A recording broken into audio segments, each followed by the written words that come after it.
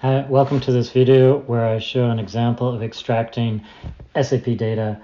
I'm bringing that over to Snowflake. In this case, we're using Azure Data Factory for that.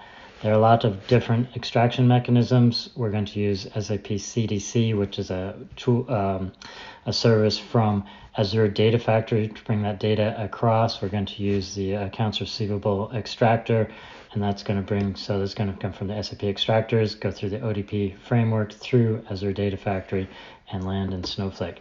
The first part of that is using SAP Cloud Appliance Library, which allows you to deploy an SAP test system or trial system, good for 30 days. Next to it, it deploys a Windows virtual machine. The SAP GUI is already installed. It takes about an hour to deploy. Once you have that, you can connect to the SAP GUI, or you can connect to that Windows machine, and the SAP GUI is already installed in there, and then connect directly through there.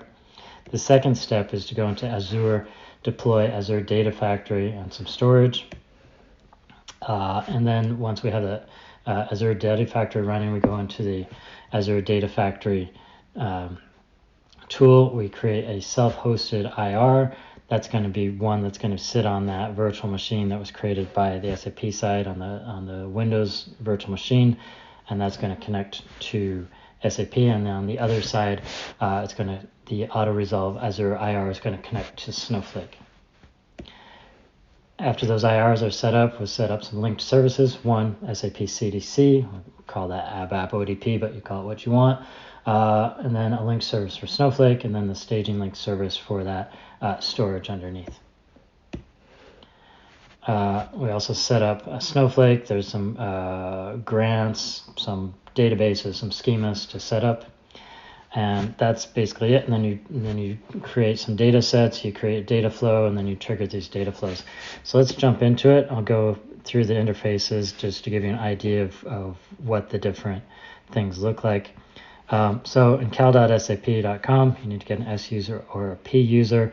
You have several different appliance templates. There's S4 templates, there's a BW template, there's an ECC template. I'm looking for one in particular, so we'll go ECC. And we see, or maybe IDES would be better. IDES, we can see that there's some trials accounts. I've already used some of those, but the trial accounts have data in them. The dev accounts don't, so maybe less of a good idea. If you run out of one trial account, after 30 days, go to the next trial account, and you can set it up again very easily. To create the appliance, and click on create, and then it goes, you need to create the details. You need to decide what accounts. You need to decide whether you're going to deploy it on Azure or AWS. So I've already created mine, so we're going to cancel out of that. And if we go here to appliances, once that's generated, created, and active, you can connect. So you can click connect, and you can go to SAP GUI here by connecting, or RDP by connecting here. We're not going to do that right now. And so that's what, in 1.5 minutes, what the Cloud Appliance Library looks like. There's a great video.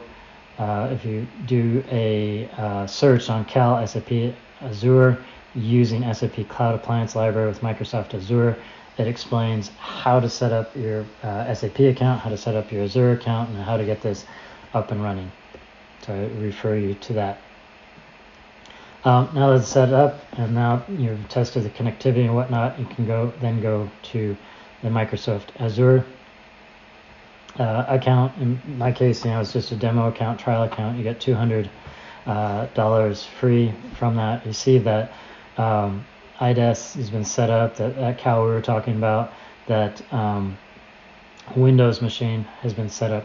So what's interesting for us is then you go in, you create your data factory, and then you go and you work within that. So I've created one, so I'm just going to go to that SAP Data Factory 3, and I'm going to launch the studio.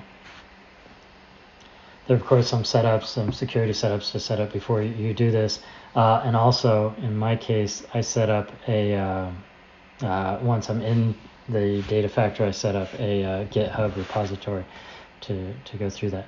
But let's go, and then once you are in the studio, a couple things that you would set up is these integration runtimes that we mentioned. So the SAP IR, and that's self-hosted. It's sitting on that Windows virtual machine that we created earlier, that was created for you, and then the auto resolve integration runtime. And so you just create these, doing new and stepping through the different parts. Once those are created, you create your linked services. For example, the ABBA ODP. If we take a look, if we wanted to create a new one, we type in CDC. There's lots of other connectors out there, but they're more of a replication. I wouldn't exactly recommend them, but I also haven't used them. So it's up to you. You choose SAP CDC, and then you choose the application server, username and password that you have set up on your SAP ECC account. And you can also set up your Snowflake account. You'd have to set up your Snowflake account, and then you can come back here and create a linked service to it, and then to that storage area. Once all those are set up, and you've gone to Snowflake, and you've also created an account there, and we have a script that you can run that we can show later, but it basically sets up a database. We set up a schema there, and then once we've run, the tables will show up here. If we go back now to Azure Data Factory, and so you have your SAP on one side, you have your Snowflake on the other side, you have these integrated runtimes, and you have the services set up. Then the next thing to do is to be able to create your data sets for what you want to create. And in this case, so we set up the different data sources that we want. And for an example, we're using accounts receivable. It's a 0 FI AR _ 4. If I wanted to create a new one, I could go and click here, create new data set, SAP CDC, continue, choose that linked service. I want to be able to use SAP, and then I want to use 0 FI, and instead of AR, maybe I want AP for accounts payable. You can do OK on that. And so this is set up. I want to be able to preview that data. I'll just take a second. I take it, take a look. All of our fields are there.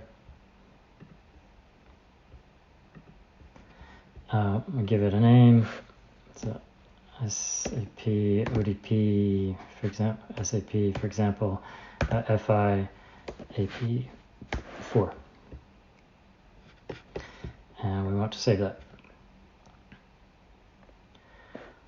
So you set up your different sources of data that you'd like to get, AP, AR, and there's thousands of them.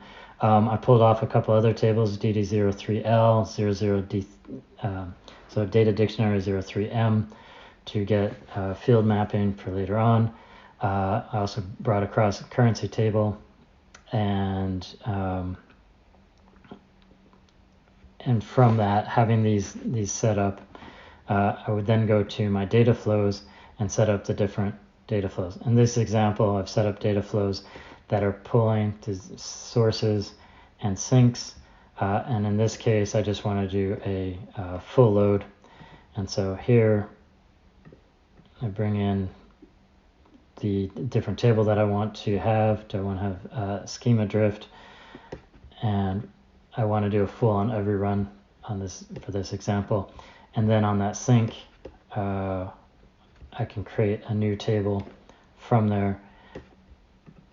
And in this case, because I'm just going to recreate the table, that first time the table doesn't exist, so don't do truncate, but you can do recreate. You can change it later, and then you just have inserts. You can do this for the other data sources. And so once all those are set up, then you then go into pipelines.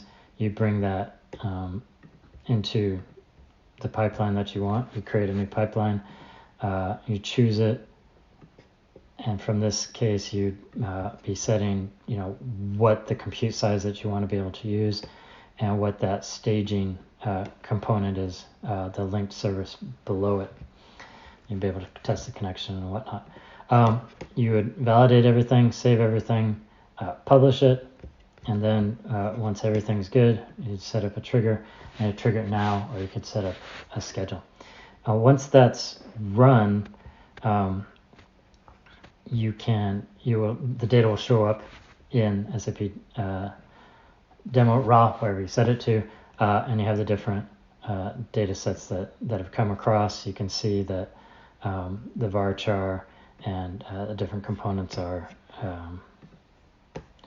these are all varchar, but there should be some, you can see that the numbers have come across, varchar has come across, numbers, and so that looks good. If you wanted to see what's happening on the SAP side, then you could go onto that SAP system. I want to be able to connect. I'm going to open that.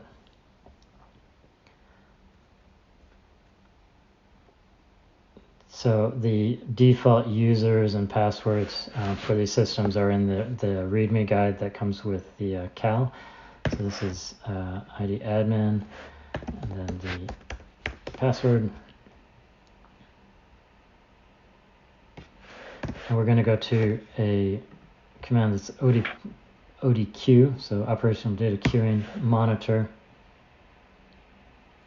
And within that, if we see all the different subscriptions, for example, we see the data dictionary, we see the customer line items. We want to see the technical names for that. We can click there, and we see the technical names that we had before. If we want to double click on that, we see what the different subscriptions are when that came across. I'll just close that. And so that concludes how you can bring data across in CDC Faction using extractors, using Azure Data Factory, and bringing that data into Snowflake. I hope this was helpful, and thank you.